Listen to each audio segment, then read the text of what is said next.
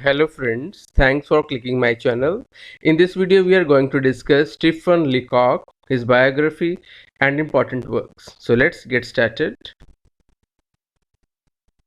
Stephen Leacock, his complete name is Stephen P.H. Butler Leacock.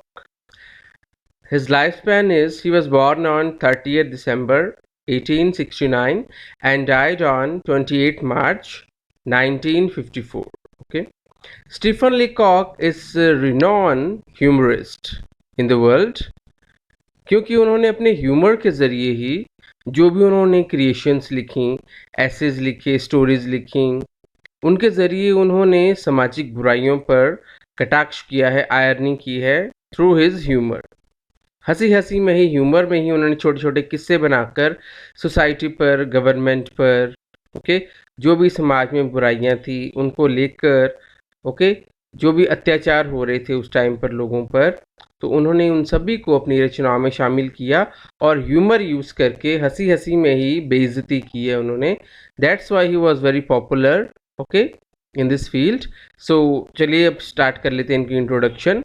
Stephen Leacock was born in Swanmore, a village near Southampton in southern England. तो लीकॉक का जन्म स्वैनमोर एक village में हुआ था.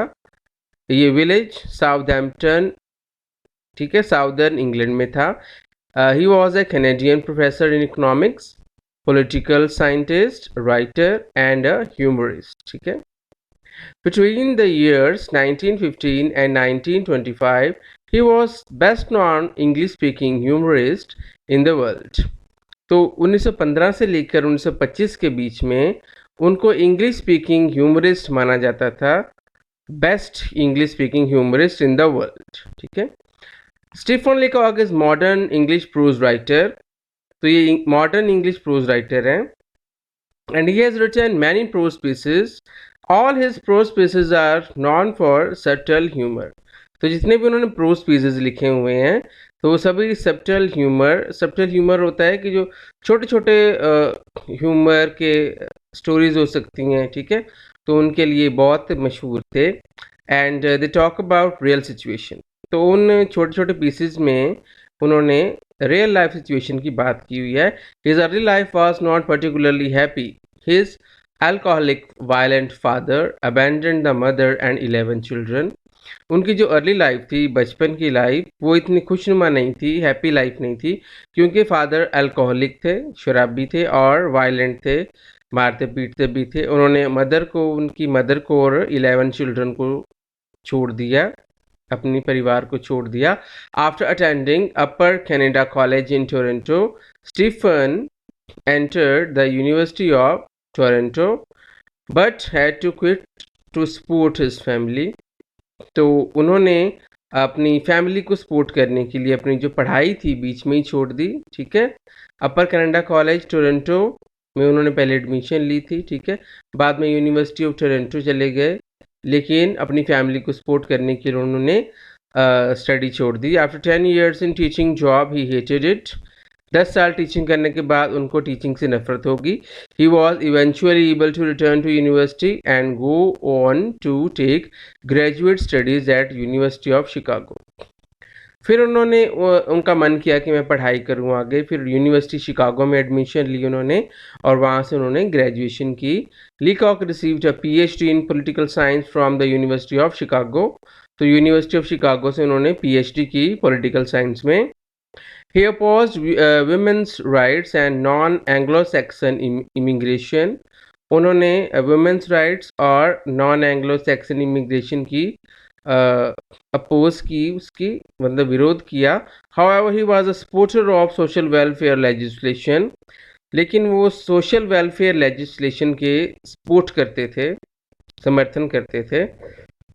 Literary Lapses जो इनकी फर्स्ट बुक है, it is a collection of short stories and anecdotes.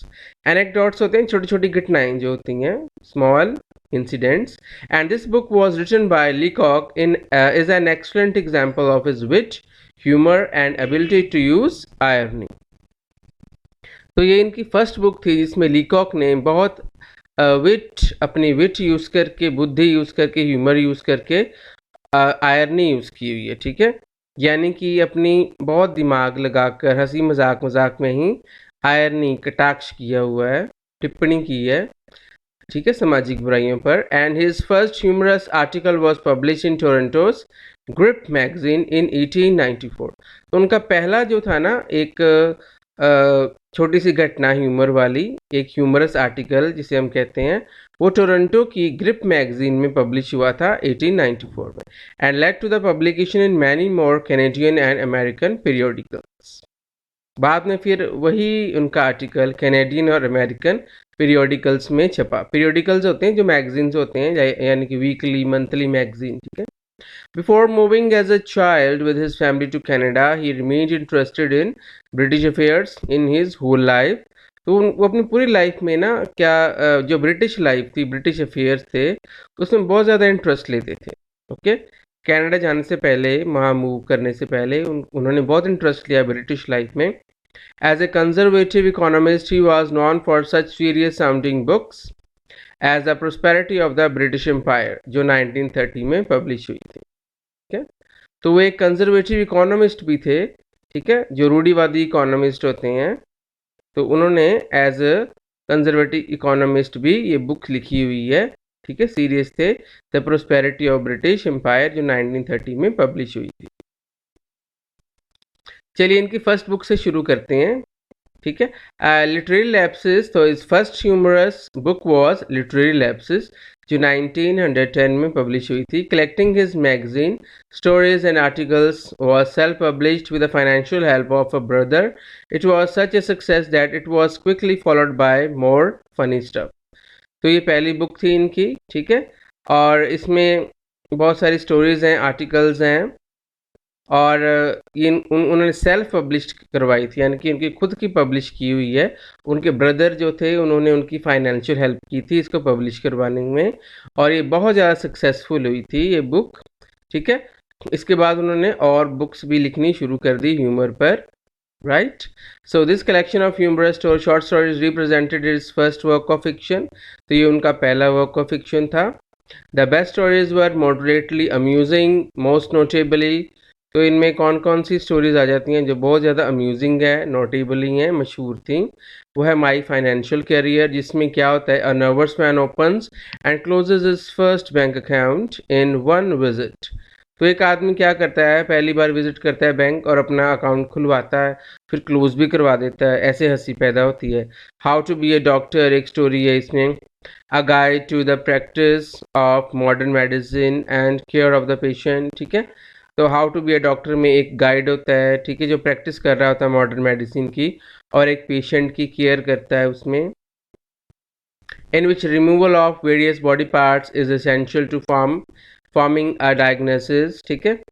तो जिसमें बहुत सारे बॉडी पार्ट्स को डायग्नोस करने के लिए रिमूव करना पड़ता है, ये सब बातें होती हैं उसमें। एक और स्टोरी है the new food, a story about a Christmas and a concentrated food pill that can feed a huge family, ठीक है। तो न्यू फूड में क्या होता है, एक स्टोरी होती है, इसमें क्रिसमस की त्यौहार हो रहा होता है, ठीक है, मनाया जा रहा होता है, और एक फूड पिल, एक छोटी सी फूड की एक गोली होती है, पिल होती है, जिससे इतनी बड़ी फैमिली को उन्होंने फीड करना है, सबको खिलानी है, एक फूड पिल, एक गोली खाने वाली। तो इस तरह की हंसी वाली घटनाएं पैदा होती हैं। आपको टाइम मिलेगा तो आप ज़रूर पढ़िएगा इनकी स्टोरीज़ को, बहुत अच्छी हैं।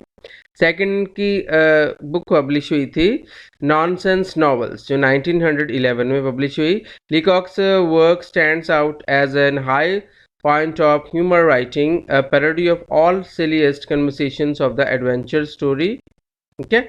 तो ये एक इनके नॉनसेंस नॉवेल्स का मीनिंग आप ये ना समझना कि बहुत सारे नॉवेल्स हैं, या नॉवेल्स का मीनिंग है कि स्टोरीज़ हैं, थोड़ी लॉन्ग स्टोरीज जो हो सकती हैं वो होती हैं ये, और ये सभी इसमें हैं, ठीक है। तो इसमें कौन कौन सी स्टोरी आ जाती हैं, एडवेंचर स्टोरी है इसमें, घोस्ट स्टोरी है, डिटेक्टिव स्टोरी है, हिस्टोरिकल रोमांस है, नॉटिकल रिवर्सल है, यानी कि समुद्री यात्रा को लेकर, एंड कैलेडोनियन फ्यूड है। कैलेडोनियन फ्यूड का मतलब है a continuous dispute between two groups for a long time and more, ठीक है। तो कैलेडोनियन फ्यूड का मीनिंग होता है कि एक लगातार डिस्प्यूट, एक झगड़ा चल रहा है बिटवीन टू ग्रुप्स या टू फैमिली में एक लंबे समय से, फॉर अ लॉन्ग टाइम, ठीक है। तो इस तरह की ये सभी ह्यूमरिस्ट स्टोरीज ही हैं इन नॉनसेंस नॉवेल्स में जो 1911 में पब्लिश हुआ था, ठीक है। एंड नेक्स्ट है sunshine Sketches of a Little Town, जो 1912 में पब्लिश हुई बुक इनकी। ये सीक्वेंस है स्टोरीज की, यानी कि एक के बाद एक स्टोरी आती है। And Stephen Leacock is a grandfather of Canadian humour writing. So Canadian humour writing नाम याद रखना है आपने इस राइटर के साथ, right. And Sunshine Sketches of a Little Town is his most important work, ठीक है। तो ये Sunshine Sketches of Little Town जो है ये इनका बड़ा इंपॉर्टेंट वर्क है। सेटिंग जो है इसकी फिक्शनल टाउन मैरीपोसा में हुई है, ठीक है। मैरीपोसा नाम आपने याद रखना है, इसी में सारी घटनाएं होती हैं। The stories present affectionately dry portrait of a small town Canada, and the weaknesses and shortcomings of the natives are presented in humorous but affectionate way, ठीक है। तो राय पोर्ट्रेट है, यानी कि छोटी छोटी घटनाएं हैं हंसी वाली। स्मॉल टाउन है कनाडा में मैरीपोसा, उसी में सारी घटनाएं घटती हैं, और लोगों की जो वीकनेसेस हैं, शॉर्टकमिंग्स हैं, जो कमियां हैं उनमें, उनको बड़े ही ह्यूमरस तरीके से पेश किया गया है, बट अफेक्शनेट वे, ठीक है। लेकिन बड़े प्यार से उनकी जो है शॉर्टकमिंग को हंसी मजाक में पेश किया है राइटर ने।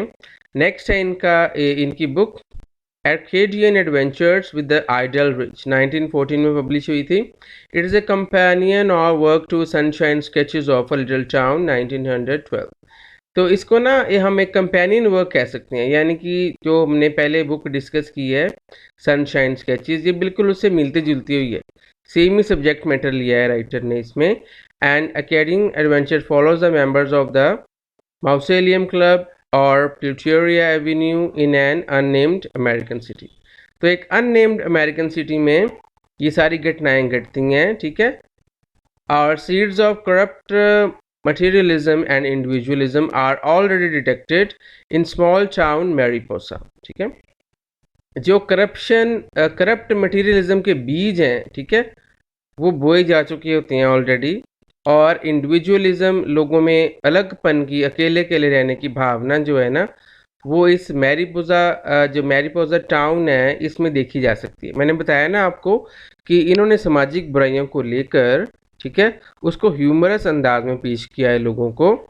तो ये सारी सामाजिक बुराइयां हैं, करप्ट मटेरियलिज्म, इंडिविजुअलिज्म, ठीक है। Arcadian Adventures exposes to laughter the ridiculous the human greed, ठीक है। इसमें ह्यूमन ग्रीड दिखाई गई है, हाइपोक्रेसी दिखाई गई है, pride behind such things as a stock market scams, stock market में कैसे घोटाले होते हैं, a rage of mystical experience, और जो रहस्यमय एक्सपीरियंस होता है उस पर कैसे हमें गुस्सा आता है। तो ये सब सामाजिक बुराइयां उन्होंने दिखाई गई हैं, सोशल इवल्स। नेक्स्ट इनकी बुक है moon beams from the larger lunacy, जो 1915 में आई थी। It is also humorous and ironical work, ठीक है।